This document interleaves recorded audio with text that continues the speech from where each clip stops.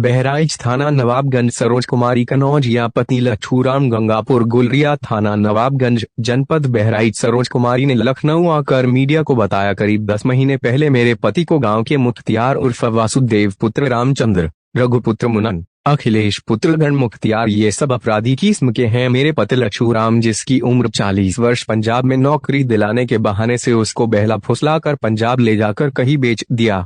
यह बात जब उसकी पत्नी को मालूम हुई तो उसने इन्हीं चारों लोगों से पूछने उनके घर गई तो उल्टा ही उसी से कहा, जिस तरह तेरे पति को पंजाब में ले जाकर बेच दिया और ज्यादा बकवास करेगी तो तुझे मार दूंगा। ऐसी बात सुनकर सरोज कुमारी डिप्रेशन में हो गई। सरोज कुमारी ने कहा, जो खर्चा मेरे पति पर लगा हो वो देने को तैयार हूँ, लेकिन उसका पता मुझे बता दो, मैं ले आऊंगी। लेकिन उन लोगों ने कोई सुराग नहीं बताया। सरोज कुमारी ने अपने संबंधित थाना नवाबगंज में उनके विरोध में शिकायत दर्ज करने गई तो थाना अध्यक्ष ने उसकी कोई बात नहीं सुनी। क्षेत्राधिकार के पास पहुंची, क्षेत्राधिकार ने भी इसकी शिकायत पर कोई ध्यान नहीं दिया। एसपी बहराइच के पास गई और कहा कि अगर मुझे न्याय नहीं दिया गया तो मैं मिट्टी का तेल अपने ऊपर डालकर आत्महत्या कर लूंगी। ऐसी बात सुनकर एसपी ने तुरंत थाना अध्यक्ष को निर्देश दिया और उसकी FIR दर्ज की गई। मुकदमा संख्या 50,023 धारा 307 504 IPC के तहत मुकदमा पंजीकृत हुआ, जिसकी विवेचना क्षेत्राधिकारी नानपारा को सौंप गई। लेकिन करीब 4 माह से अधिक समय बीत गया, अभी तक कोई कार्यवाही नहीं हुई और सरोज कुमारी को धमकी देकर कहता है, मैंने पुलिस को खरीद लिया है, मेरा कोई भी कुछ नहीं बिगाड़ सकता है, न तो मेरे ऊपर कोई कानूनी कार्यवाही नहीं होगी, अगर तूने कोई कार्यवाही की तो रास्ते में गाड़ाबंदी कर तुझे जान से मार दूंगा। ऐसी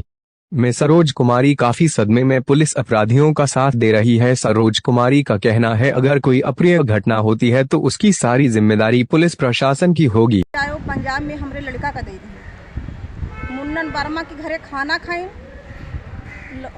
अखिलेश रघु 2 लोग मिलकर हमारे पति को ले चले गए। हमसे कोई जानकारी नहीं, हमारे घर वाले इनको कोई पता नहीं। जब वो लेके चले गए 24 घंटा बीता, तब हमको कुछ शक लगा कि काल खेत में रहे हैं, आज ना आए, का बात है। तो हमारे घरे बिटिया खाना बना, इसका इस खा लो, हम ना खाएं। द्वारे पे खड़े रहे तो वहाँ से गंगा ले गवा छोड़ के नानपारा बैठाए के और वहाँ से आवा अपने घरे।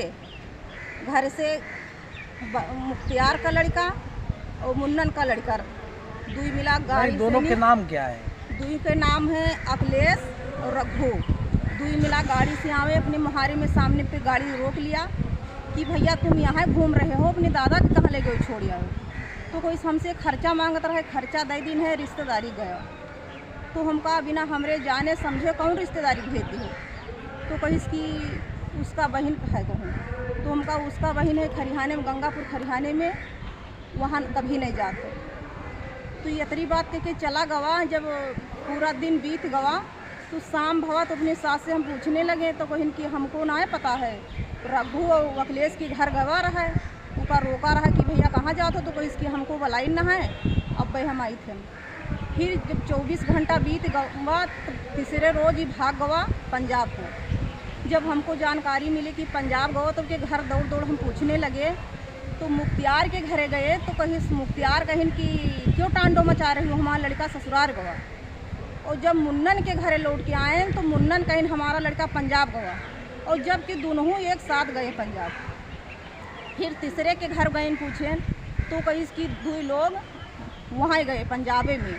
तो अखिलेश 3 रोज रहे, चौथे रोज भाग आए घर का और रघु वहाँ रह गए।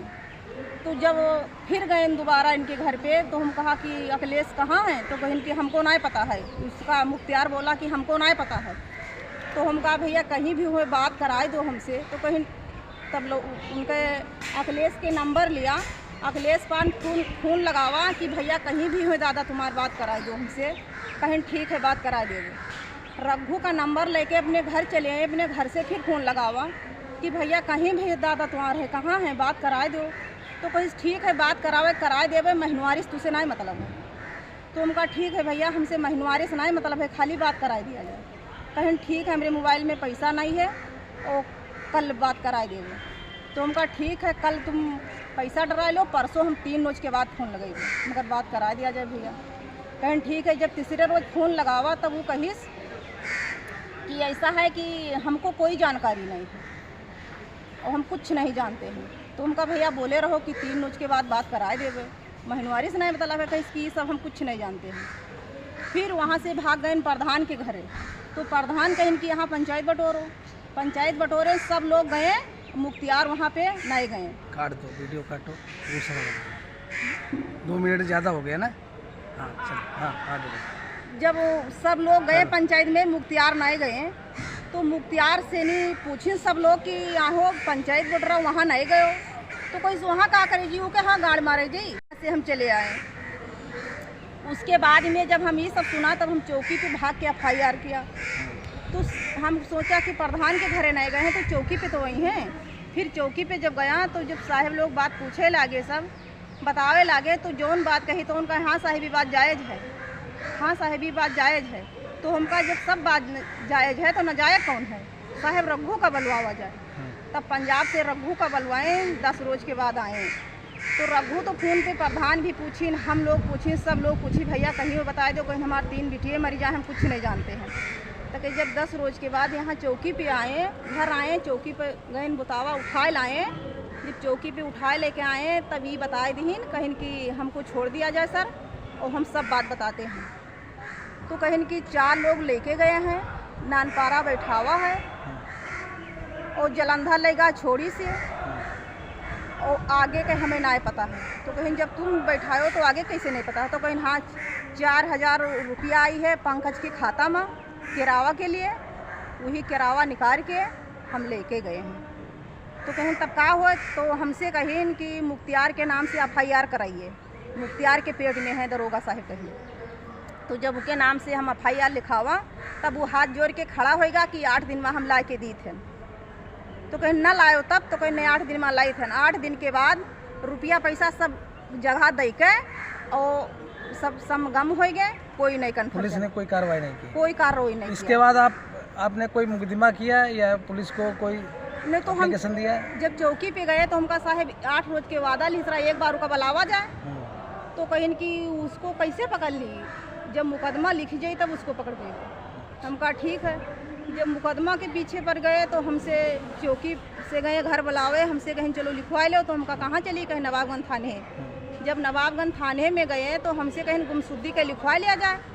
तो हमका सर गुमशुद्दी के हम ना लिखवाए। जब हमको जानकारी हो गए है और पकड़ के आवा चौकी में सब नाम बताए दी से, तो हम कैसे लिखा ली? तो कहीं तो आप सेव के चली जाओ। जब सेव साहब के गए तो यही बात उन्होंने कहे कि जौन चाहती हूँ मुकदमा तो न लिख गई। जब मुकदमा के विषय में सेव के गए तो सेव का रुपया पैसा दे के अपना बेलमहा फुसला लिया। तब वो कहिस कि सब न लिख जाए और तुम जहाँ दौड़े हो तहाँ दौड़ो। तो हम कप्तान के साहब की चल के आज अपना हत्या कर रहे हैं। कहिस कि चाहे जहाँ हत्या करो, चाहे मर जाओ, हम नहीं जानते हैं। तब कप्तान साहब के वहाँ गए, वहाँ रोए गए लगे, तब वहाँ से ऑर्डर दिन, तब वहाँ से मुकदमा लिखाई दिया। इसके बाद पुलिस ने कोई उस पर कार्रवाई की अभी तक?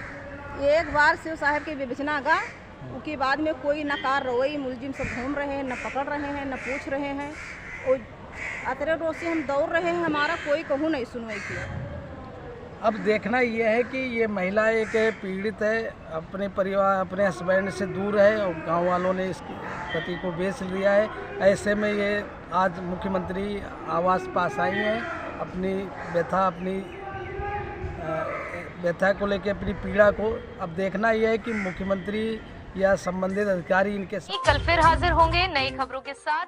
मुझे इजाजत दीजिए।